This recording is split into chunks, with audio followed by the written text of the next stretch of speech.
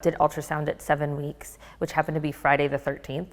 And we ended up finding out at that point that there were 4 eggs that were fertilized, 4 heartbeats, 4 babies. I have 2 boys and 2 girls.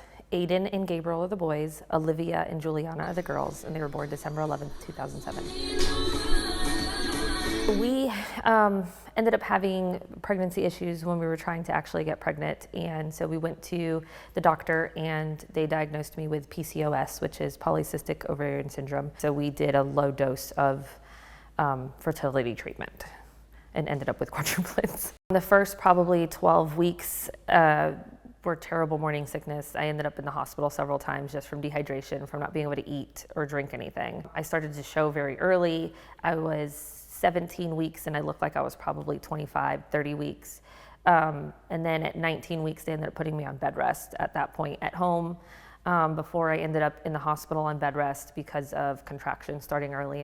Well, there was somebody that came in to see me every day from the practice, whether it was my doctor or another doctor that was on call at that time, just constantly monitoring to see how the babies were doing in womb and how I was doing. I was just in the maternity ward and at Novant, and it was long.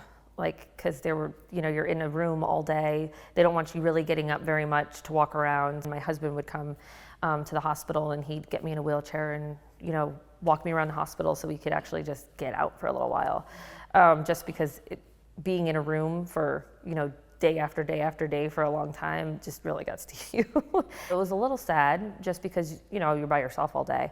But the nurses were awesome. They always, came in and, tried to cheer me up. I made it just shy of 28 weeks. At that point, like, none of the medications that were giving me were actually helping with the contractions. They just weren't stopping at that point anymore. And so that's when we decided that it was time to have babies. We ended up doing a C-section. Kids didn't come home for 2 to 3 months from birth because they were really little.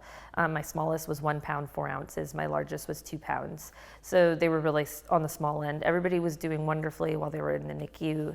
Everybody was on CPAP. Nobody had to do oxygen. NICU staff was amazing. Before the kids were born, they had already marked off an entire pod so that we could keep all of the kids together. The very beginning was pretty exhausting, just trying to make sure that you kept them on a routine.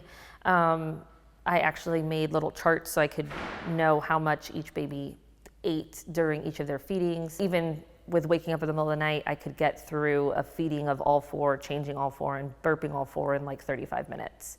So it's just quick, and it's, you switch off on which babies you're feeding and which babies you're popping bottles on so that they're both equally getting the same amount of time. And so it was difficult, but it was manageable, I guess. I didn't know anything different. Our church was amazing. They had volunteers that would come and help during the day so that, I could take a shower, I could leave the house for an hour, and they'd come and play and watch the babies. And they were amazing. They set up a crib in the church, and people did donations.